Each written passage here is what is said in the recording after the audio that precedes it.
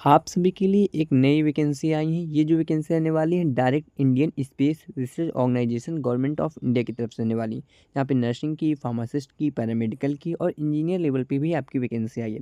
बात करेंगे इस वीडियो में क्या वैकेंसी आने वाली, क्वालिफिकेशन आने वाली है। पहले क्लियर कर देते हैं, हम आपको यहाँ पे मेडिकल लाइन की सारी वैकेंसी बताते हैं, क्योंकि गवर्नमेंट मेडिकल वैकेंसी में वही वैकेंसी बताते हैं जो गवर्नमेंट की तरफ से होती है।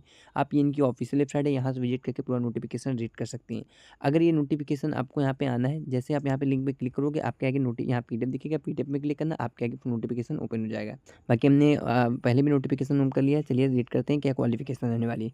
अगर ये आपको नोटिफिकेशन ना मिले तो इसके लिए आप एक काम भी कर सकते हो, व्हाट्सअप चैनल ज्वाइन कर लेना। वहाँ पे आपको डायरेक्ट लिंक मिल जाएगी, अप्लाई एप्लीकेशन लिंक भी दे देंगे, पूरा नोटिफिकेशन दे देंगे। काफ़ी कैंडिडेट हैं जो यहाँ पे नोटिफिकेशन नहीं डाउनलोड कर पाएंगे अगर डिस्क्रिप्शन में, तो आप सिंपली व्हाट्सअप ज्वाइन कर लेना। भविष्य में भी जितनी वैकेंसी होंगी आपको यहाँ पे पता चल जाएगी, कि गवर्नमेंट मेडिकल वैकेंसी में वही वैकेंसी बताई जाती हैं जो आपकी गवर्नमेंट की तरफ से होती हैं। और आप यहाँ पे क्लियर भी चेक कर सकते हैं। पहले यहाँ पे जॉब लोकेशन चेक कर लेते हैं, तो ये गवर्नमेंट ऑफ इंडिया के अंदर आती है, सेंट्रल गवर्नमेंट के अंदर। डिपार्टमेंट क्या रहता है, स्पेस ऑर्गेनाइजेशन रहती है। यहाँ पे जो आपकी जॉब रहेगी, इंडिया इसरो के अंदर काफ़ी डिपार्टमेंट होते हैं, यानी इनके काफ़ी स्टेशन होते हैं। तो यहाँ पे जो आपका सेंटर रहने वाला है, ये सतीश धवन स्पेस सेंटर रहने वाला है। क्वालिफिकेशन क्या रहने वाली है, ये आपको नोटिफिकेशन बताया गया। इसके लिए आप नीचे आएंगे, जैसे पहली बात हमने बताया, यहाँ पे काफ़ी सारी अदर वैकेंसी होंगी, जैसे मैकेनिक डिजाइन की होगी।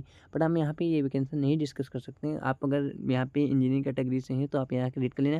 बाकी इंजीनियर की रहने वाली लेवल 10 का रेट पे लगेगा।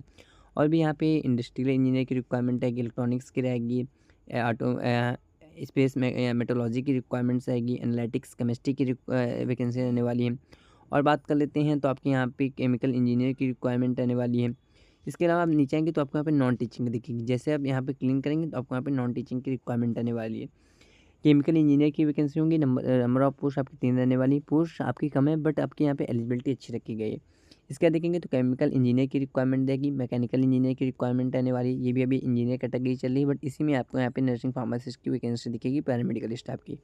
नीचे देखेंगे तो यहाँ पे लाइब्रेरियन की रिक्वायरमेंट होने वाली, नंबर 20 पोस्ट में आपकी यहाँ से स्टार्ट हो जाती है।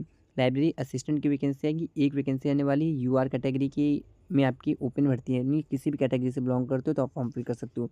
बट यहाँ पे फर्स्ट क्लास का मास्टर डिग्री चाहिए। फर्स्ट क्लास क्या होता है, अगर आपके यहाँ पे फर्स्ट क्लास, जैसे आपने यहाँ पे सुना होगा कि 70 के ऊपर अगर मार्क्स हैं आपके फाइनल मार्कशीट में, जो आपने क्वालिफिकेशन की है एमएससी, तो उसमें आपको यहाँ पे 70 से प्लस मार्क्स आपको चाहिए। या आपका यहाँ पे 60 है मास्टर्स में, तो आप 60 प्लस भी हैं तो आप फॉर्म फिल कर सकते हैं, क्योंकि फर्स्ट क्लास आपकी डिग्री मानी जाती है, एक्सपीरियंस नहीं मांगा जाएगा।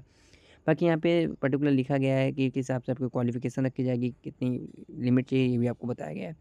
इसके बाद बात कर लेते हैं तो रेडियोग्राफर की रिक्वायरमेंट लगेगी। यहाँ पे आपका फर्स्ट क्लास यहाँ पे डिप्लोमा होना चाहिए रेडियोग्राफर कोर्स में, अगर है तो आप फॉर्म फिल कर सकते हैं। फर्स्ट क्लास हमने क्लियर कर दिया। ये आपका मार्कशीट में कितने नंबर आते हैं परसेंटेज, उस हिसाब से आपको होगा। अगर सीजीपीए है तो सीजीपीए अगर 7 है या 6 है तो भी आप यहाँ फॉर्म फिल कर पाओगे।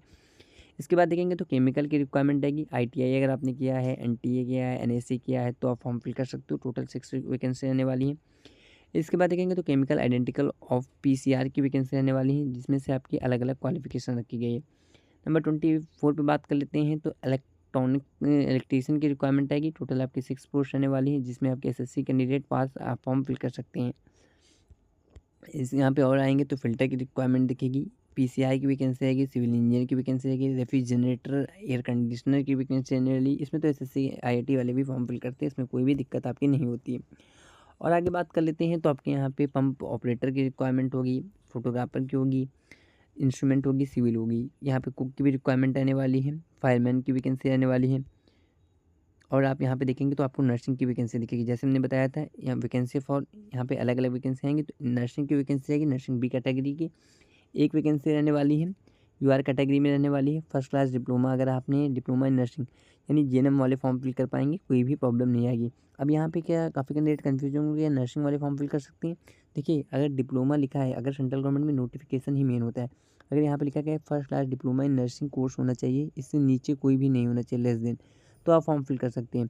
हाँ, इसमें अगर आपने बीएससी नर्सिंग किया तो भी फॉर्म फिल कर पाओगे, कोई भी प्रॉब्लम नहीं होगी। आपका Indian nursing council, state nursing council में आपका रजिस्ट्रेशन होना जरूरी हो जाता है। बिना रजिस्ट्रेशन के आपकी वैल्यू नहीं होगी, क्योंकि बिना रजिस्ट्रेशन के आप फॉर्म ही नहीं फिल कर पाओगे। 42 में कंप्यूटर साइंस की वैकेंसी रहने वाली है, यहाँ पे जाके अपने रीड कर लेना जाके। और भी अदर पोस्ट रहने वाली हैं, आपको यहाँ पे रीड कर लेना जाके। बाकी हम और एक्सप्लेन कर देते हैं क्या क्या वैकेंसी रहने वाली है। इसके बाद देखिए हमने जैसे बताया आपके 2 नोटिफिकेशन है, क्योंकि इसीलिए कहते हैं वीडियो लास्ट तक देखा करो, क्योंकि वैकेंसी यहाँ पे अलग अलग कैटेगरी में आ रही है।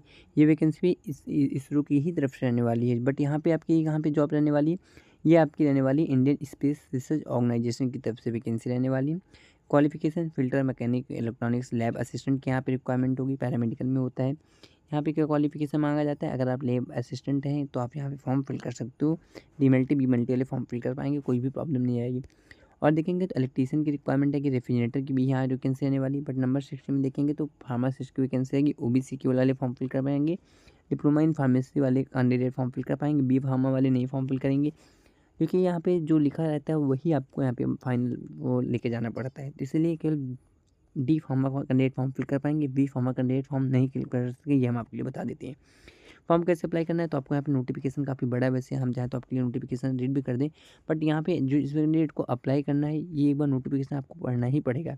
बिना पढ़े नोटिफिकेशन नहीं पढ़ करना, क्योंकि किस हिसाब से पेपर होगा, एग्जाम डेट क्या रहने वाली है, कैसे आपको यहाँ पे अप्लाई करना है, ये पूरा प्रोसेस दिया गया है। ये स्टार्टिंग बताया था, व्हाट्सअप ज्वाइन कर लेना। बाकी वीडियो शेयर कर देना अपने फ्रेंड सर्कल में। कोई भी डाउट हो तो कमेंट सेक्शन में कमेंट कर देना। चैनल पे पहली बार हो बेल आइकन ऑल पे कर लेना, और यहाँ पे अप्लाई करने का लिंक दिया गया डायरेक्ट हम आपको दिखाई देते हैं। यहाँ पे दिखा गया, यहाँ पे क्लिक करोगे आप ऑफिशियली फ्रेंड में आ जाओगे ssc.ub.in, यहाँ से डायरेक्ट अप्लाई कर पाओगे फॉर्म। कोई भी डाउट हो तो कमेंट सेक्शन में कमेंट करना।